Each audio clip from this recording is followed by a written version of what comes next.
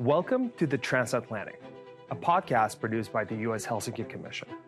Each episode, we will talk to people behind the debates and developments shaping the struggle for freedom and security here in the United States, Europe, Central Asia, and around the world.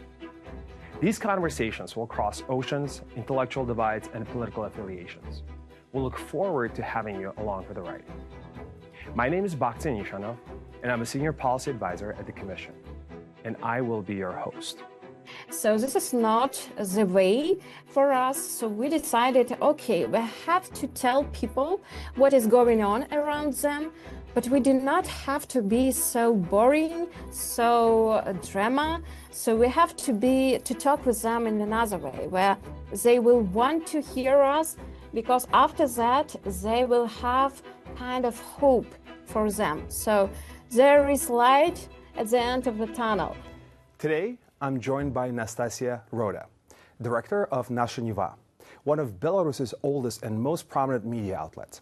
Nastasia is an experienced media professional, editor, and public communicator with over a decade of work in independent Belarusian journalism. She has held key editorial and leadership roles at Nasha Neva. Nastasia is also the face of Talk, a popular video interview and analytical YouTube channel, and serves as a mentor and trainer in media management and journalism. Nastasia, thank you so much for joining us today. It's a great pleasure. And I will just start off with a very basic question. You're a newspaper. So we didn't talk about it too much, but it had existed before the revolution, before the 1917 revolution, and then it came about after the fall of the Soviet Union. Can you tell me a little bit more about the history of your newspaper and its main objective? What are you trying to achieve? Yeah, actually, we are trying to continue the job which our national leaders started in 1906. And they created not only the major newspaper for all of the Belarusians when Belarus isn't exist, but they created a country. So this was the first try to create something only for Belarusians in our national language. So they did a great job, and we really share the values of them. So they created not only Nasha Neva, but the state. They fight with Russian propaganda since the 20th century. So we're doing the same thing right now in 1996. And it's kind of strange. And it's also strange that Nasha Neva was created in Vilnius in Lithuania in 1906. And now, right now, we cannot work in Minsk. So we're also based in Vilnius in Lithuania, where our national leaders started our news outlet. So this is kind of circle of history for us. It's not the great circle of history, but this is the way how we survive through all of these years. And I think this is a great job. What they did and what we did right now. I think for those who might know a little bit about Belarus, they will not be surprised that you are based out of Vilnius, Lithuania, that you cannot operate in Belarus. I would ask you just to talk a little bit about why and how you are in Vilnius right now. But just to add to your point, your newspaper is more than just a newspaper. It's more than just a media outlet. It's something that speaks to desires and wishes and ambitions of millions of Belarusians, those who want to see a Belarus that is free, that is independent, that truly lives up to the promises of the sovereignty that it had been promised. And unfortunately, under the current leadership regime of President Lukashenko, unfortunately, it's not the case. Can you tell me a little bit about the media environment in Belarus? Why did you have to leave? And also talk a little bit about the 2020 presidential so-called election in Belarus. Yes, this is the right name for this action. It was like so-called elections. So in Belarus, we had only 2 elections in our history. The first time it was in 1994 when people really voted for Lukashenko. But after that, we never have a real elections. After that, Lukashenko just choose himself, and that's it. So there was no space for people to vote for somebody or to choose someone. So it always was a huge fake, a big fake for television, and that's it. And the second time we had elections in 2020, but not because Lukashenko chose to count the votes. No, not at all. But because people came to the street when they go to vote for Tikhanovskaya, actually, Svetlana Tikhanovskaya, a national leader right now. So they just showed to all the people around them that they will vote for Tikhanovskaya. They had this white some symbol on their hand. So this was like open elections, and it was first time in the Belarusian history when we could see the people who don't want Lukashenko anymore. And this was the big mistake of Lukashenko, and he cannot accept it till now. So people just saw that all the society don't want him anymore, and all world, all countries in the world, they all saw this. They saw his fault. So this is why it began, like the new reality began also for us as a media outlet, because of course we were like in the middle of all this, all what's happening like and now and in 2020, back in 2020. So we were at the street, of course, and we also were like inside the protests. And I also saw with my own eyes everything what happened in 2020, because at that time, all of us, all of our editors and journalists, all of us, practically all of us worked at the street, because there was like massive numbers of people at the street, like practically everyone was at the street, and it also never happened before. So it's first time in our history when we saw these massive protests. It's never happened before. So it was historical, and we really understood it, that this is something that can decide the future of the country. And this was the moment when everyone in Belarus believed that we can change the future of the country. And Lukashenko just hardly survived. Russia helped him a lot. Putin helped him. That's why he helping Putin right now, all these years when Russia attacked Ukraine. So they had this connection between them for decades with Putin, because Lukashenko supported Putin all this year, and Russia paid for Belarusian dictatorship, paid a lot, and Lukashenko depends on him. Now he depends like never before, so he is our Putin's prisoner, kind of, because he can rely only on him right now. And he realized that media who show all these protests and who show this people resilience, who show the people who were attacked by security forces, and all this trauma, like society trauma. And also we like made dozens, hundreds, thousands of video when people say like, you are not our president anymore. And some of the people just said it at this in just through his face. And this was a big trauma for him. And after that, he decided to fight with his society. And we as a media who showed that people do not support him, they do not want him anymore. So we were the first in this war with Lukashenko. So he started arrest journalists, and all this year, for 5 years, we have like around 30 journalists in prison, right, permanently. So it's always the same. Some people go out and they arrested a new one. And this is I don't know how to describe it, because this is a big quest for all of us, because we had to leave the country, and 2 of our editors go to prison for 2.5 years because they wanted to be with their people and they do not want to leave the country. So they decided to be like till they arrest them, and they arrested them and they sent them to prison and they spent this time in prison. But when it happened after that, the rest of the team were forced to leave the country. And after that, after July 2021, we are working from Lithuania, from abroad, from Vilnius.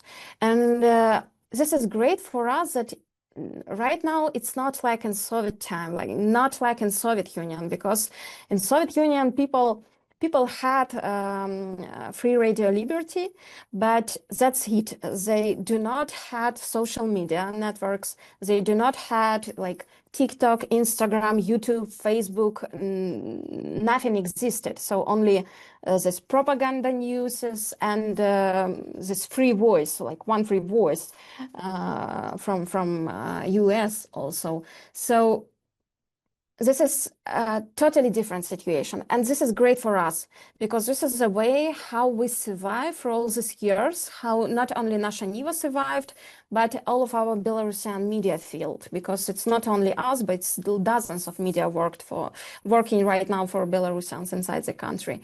And it works because right now we can see what people think, what is important for people inside. We can see how streets looking right now because it's all in the internet. And yes, they blocked dozens of media websites. Yes, they did it, but it's not working because we have right now VPN services. We have our own like developing programs which allow people read the news without any VPN services. This like mirror websites. It's very nice decision for all of us right now, and it really helps. But we also have like network of channels on YouTube, and it is totally free in Belarus. Hope for us like us. We have TikTok channels, network of channels, and this is very popular channel in Belarus. It's like more than 6 million people using TikTok, and in Belarus, only around 9 million people. So it's practically everyone right now on TikTok. Yeah, it is also dangerous because we understand, we know that like China stand behind it, but still this is a great instrument for us because algorithm works very well, so people have real news, people have real information, not only propaganda. Because, for example, previously in 90s, Lukashenko had TV. And for now also, we do not have any independent news channel in Belarus, only with propaganda or Russian propaganda or Belarusian propaganda, or channels like National Geographic, something like for everyone, but without any politics. So if you want to know the news and you only watch TV, so you have to watch or propaganda. And this is why in Belarus, this viewers' habits so different from Americans' habits, I think, because in America, people have independent media channel. But in Belarus, if you want to find something in video format independent, you have to have YouTube or other platforms. And this is why it is so popular in Belarus, because people really need the information, and they know that if they want to know the real news, they have to Google it or search on YouTube. So this is how it works, but I'm talking too much. No, you're not. This is truly fascinating. The one thing that I want to say and make it very clear is that post 2020 election, just watching the reaction of Belarusian people, truly an inspiration.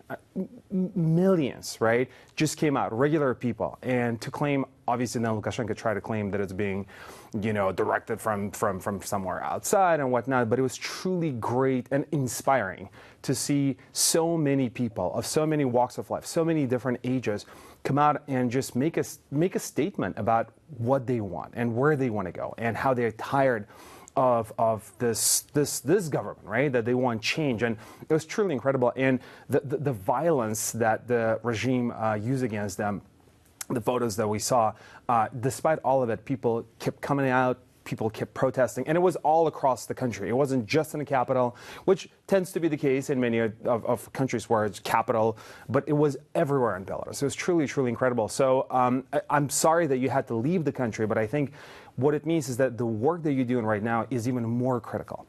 You've talked about social media, you've talked about new media. You're probably one of the most recognized faces now because of that in Belarusian media.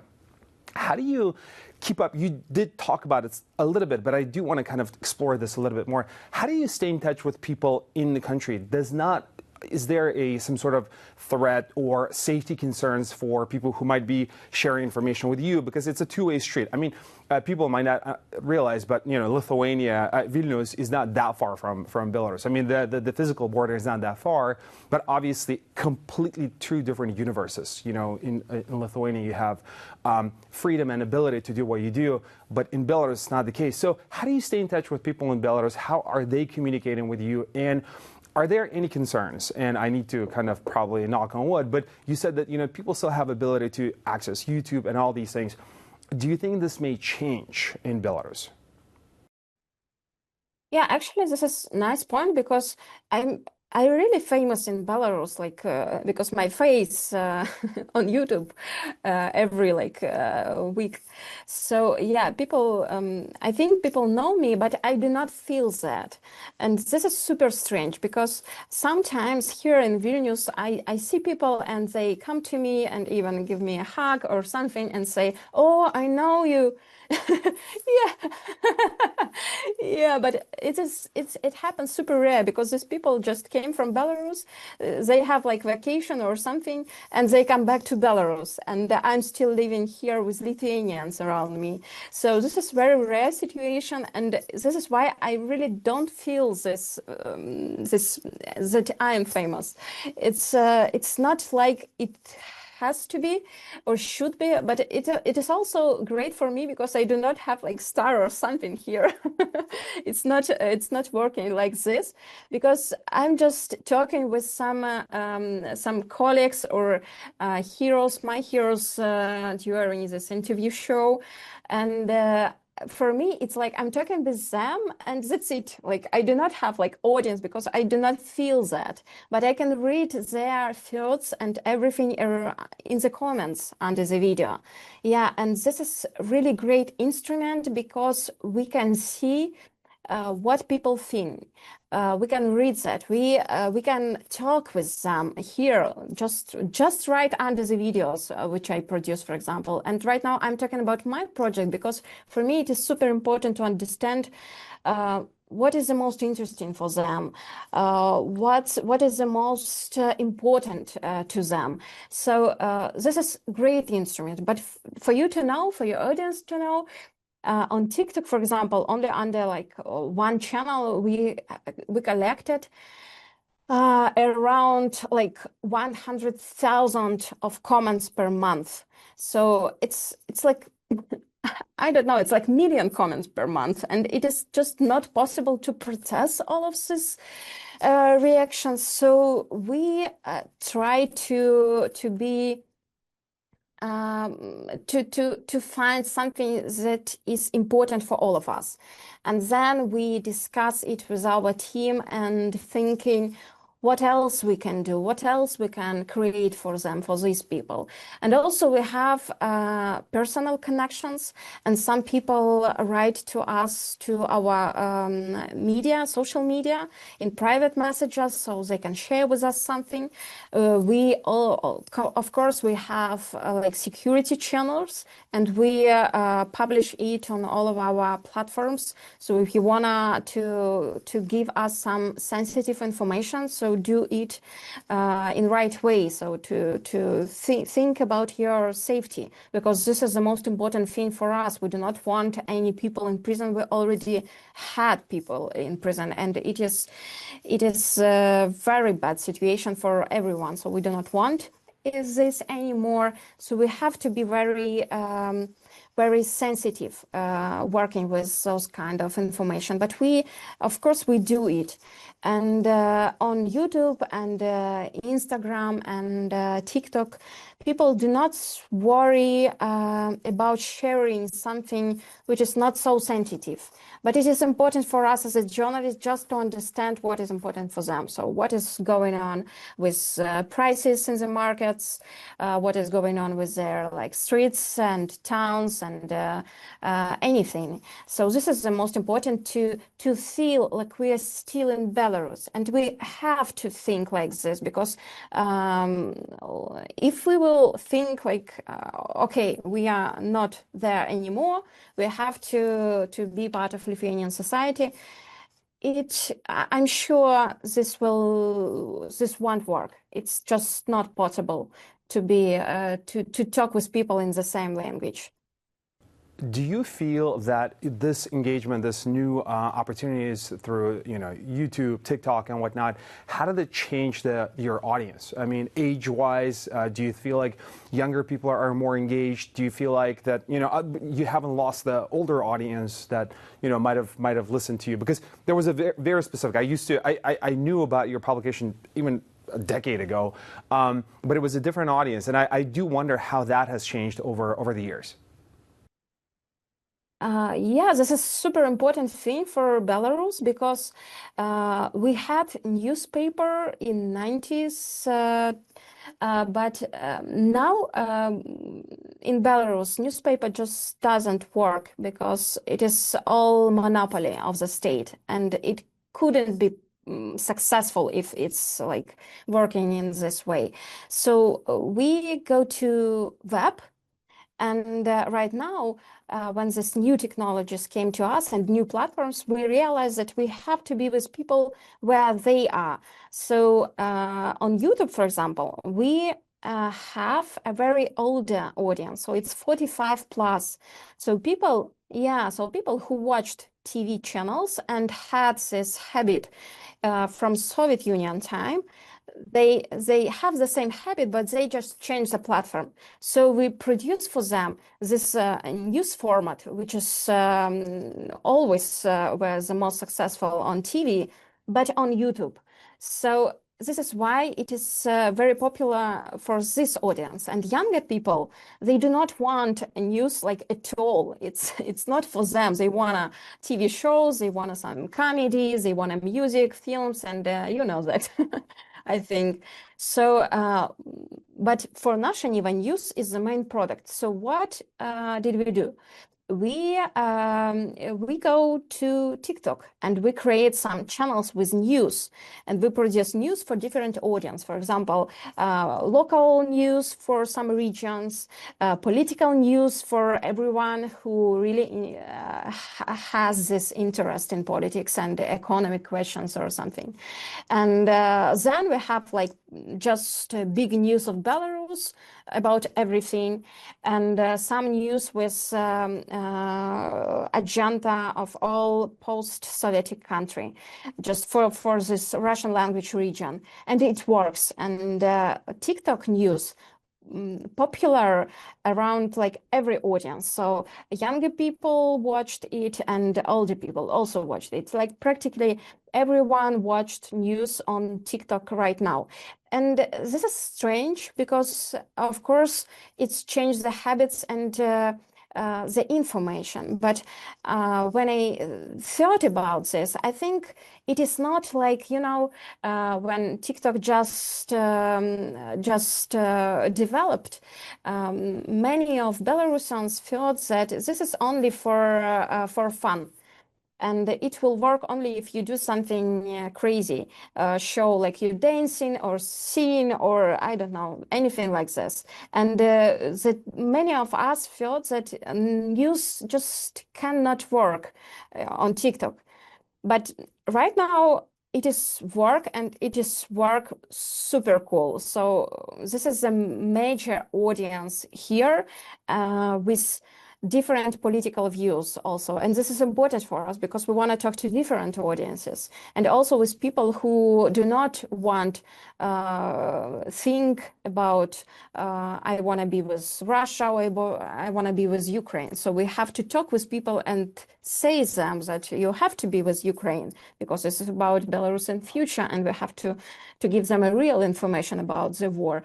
So we are working with every theme on TikTok, news theme, and it works.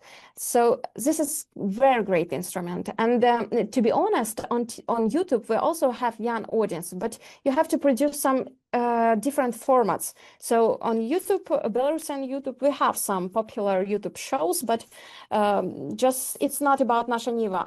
Other teams doing this with this vision, how to talk with those people, and it's always about humor. It's always about like making some fun.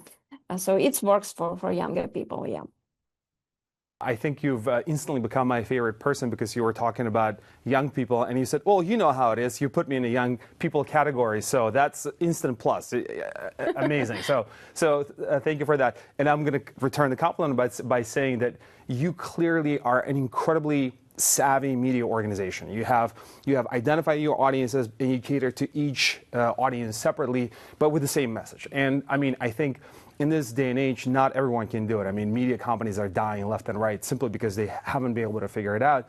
But you have, and that's truly incredible. But that brings me to, I think, what is my favorite thing. In preparation for this, obviously, I've looked at your content, and one of the things that I found incredible, and I think amazingly smart, is how you use humor and satire to talk about what's happening in Belarus. And it's truly incredible. Tell me about the power of humor. Tell me about why you did say, it's about engagement, about all these things, but, you can engage by scaring people, which some media do. You can engage by, selling them some, utopias. But you are talking about these things, and you're being funny about it, right? And it's very engaging, obviously, but also it's the truth. So tell me about the power of that, power of humor, of satire, but also talk to me about how that is being taken by the government of Belarus, because I noticed that, authoritarians and dictators, you hate them, they're okay with it. You laugh at them, it really, really, really unnerves them. It really, really gets to them. So talk to me about that strategy, talk to me about how you've arrived at that, and then what kind of a reaction you're getting from people, but also from the government of Belarus. You are right. So we are doing it because we know that this is the most powerful weapon. If you are fighting with dictator and you are, for example, a woman, we do not can just take a gun or something. So we are using humor, and people in Belarus living in very depressing times. So we have massive repression for already more than 5 years. And the new people arrested every day, and some shit happens every day, and they have to deal with this somehow. And we cannot just take it too close, like everything which happens, because this is not the way how you can survive. This is the way how to be super depressive and how to lie on the chair and just I don't know, being sad. So this is not the way for us. So we decided, okay, we have to tell people what is going on around them, but we do not have to be so boring, so drama. So we have to talk with them in another way where they will want to hear us, because after that they will have kind of hope for them. So there is light at the end of the tunnel. So this is why we're doing this. And this is also just because we have this, I don't know, fire between us. So I have my colleague who is economic observer, and she just has this great kind of humor. So she just making jokes, like just doing this because of she cannot don't do it. So this is who she is. And this is very fun because she is great observer and she is really know the news agenda, and she worked with politicians for decades, and she know people. And this is great because she can make this humor, taking something from her memory, and to combine it with real news, which is with something what is going on right now. And also, dictatorship is also very funny. For example, Lukashenko called like potato dictator. And when in Belarus last autumn was the lack of potato, and no one in the country can find like good potato. So of course this is fun. This is like funny situations, and oh my gosh, what is going on here? And yeah, yeah, absolutely. And for example, yesterday Lukashenko said to politicians that they have to save the lights on the street, and the government just turned out on the light at 6 p.m. and from 6 p.m. to 7 p.m. there was no lights on the street, and the night is everywhere. So they had like dozens of calls from all around the country, and people ask, what is going on? My kids returning from school right now, and I'm not sure about their safety. And this is winter around us, and it is just not safe to go here to the street. And this is, Belarusians making many jokes about it because this is how dictator rules the state. So they very funny. It is bad for people. It is not so funny if you live inside of this situation, but you cannot not laugh about this because it is crazy. It's so crazy that it is just, oh my gosh, is it a joke or what is it? So yeah, this is we cannot talking with people in any other way. That is quite incredible. I think, one of the things in the Soviet Union, there were all these political jokes, right? Because when you live in a dictatorship, this is how you deal with it. This is what you do. And I think what you're describing is exactly that. And I think you're right. I mean, dictatorships at their core, I mean, they're scary, police, masks, and whatnot. But they're silly and frankly stupid, right? And they make these decisions that are completely day-to-day life. I mean, what are you doing? I mean, you kind of scratch your head a little bit. Also, for the record, you've made our podcast very edgy by dropping the S word, so I appreciate that. So our audience will just grow just because of that. But let me. I know we've been talking for quite a while. I don't want to take up too much of your time, but I have two questions that I wanted to ask you. First one is that. There have been, just from the U.S. side, there have been attempts engagements with the government in Belarus.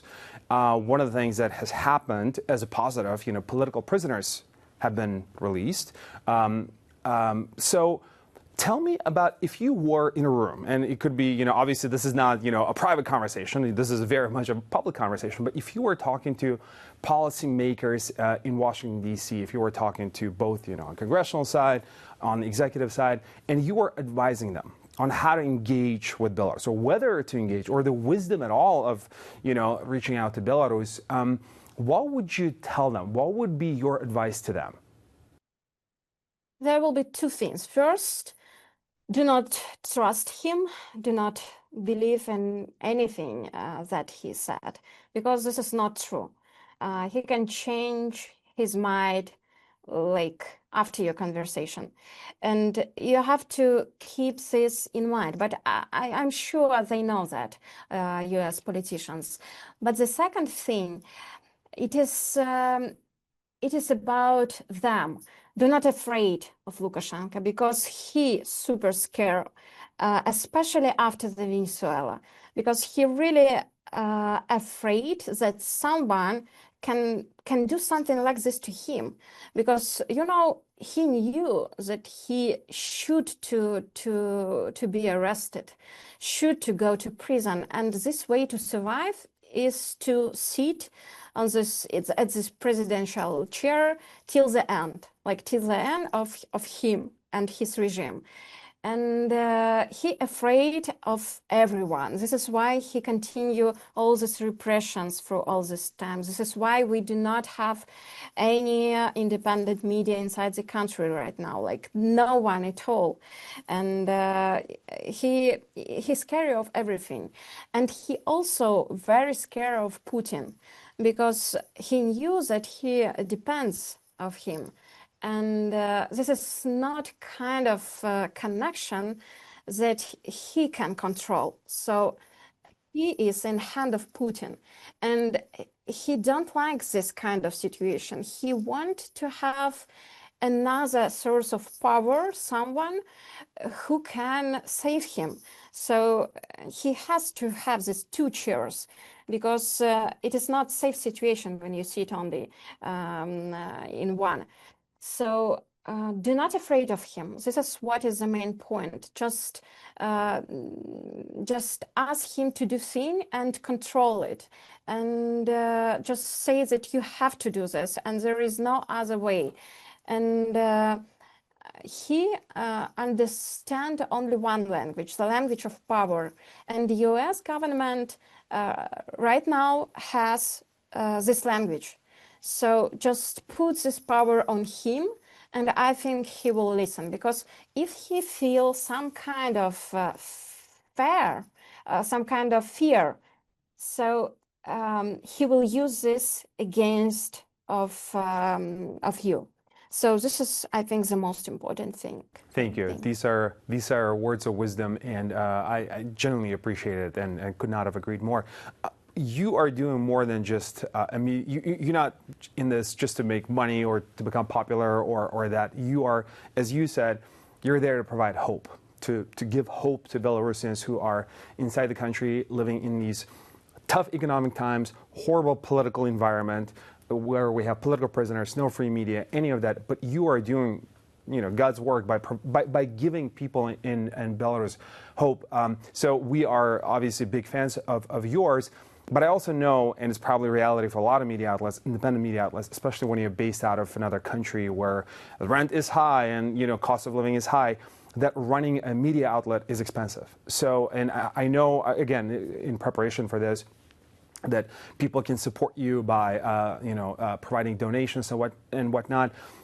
Tell me two things.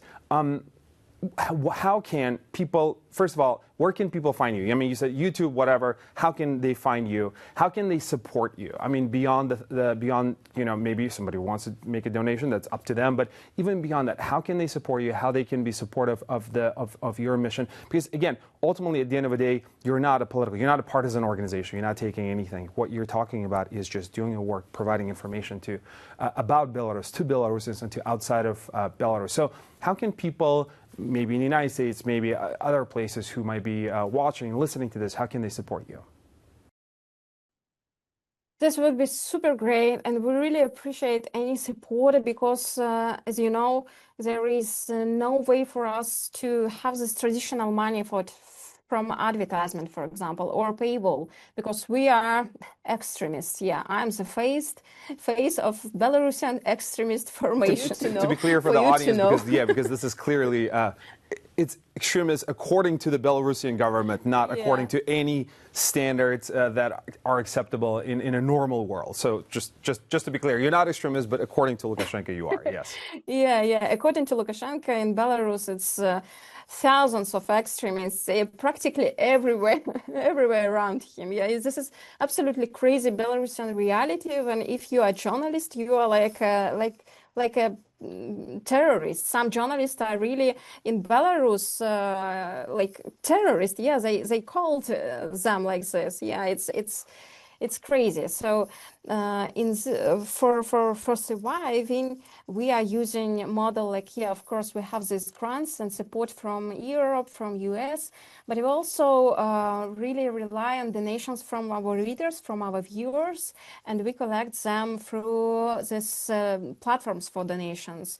Maybe some of your viewers know about Buy Me a Coffee platform or Patreon platform or DonorBox platform. So we have all of them, and they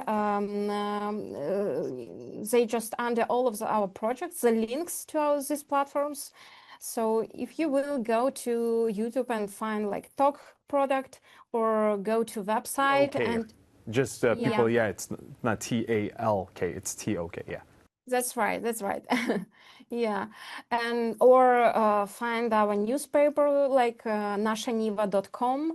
And also there will be like a button with support word on it.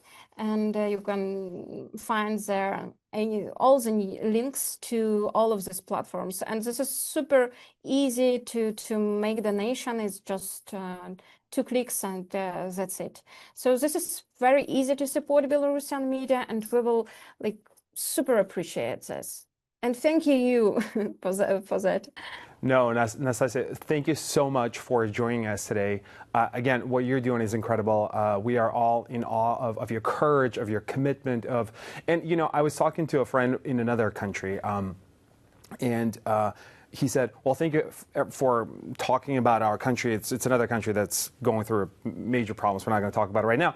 But I said, look, everything that happens, everything is interconnected. It's not just happening in a vacuum. It's not happening in your country. What's happening in your country will likely have an impact on us, on the United States, on our friends in Europe and whatnot. So what you're doing is not just for Belarus and Belarusians, but for all of us, for all of the people who believe in democracy, human rights, and believe in a system where could be a just system of people living together and not in a dictatorship.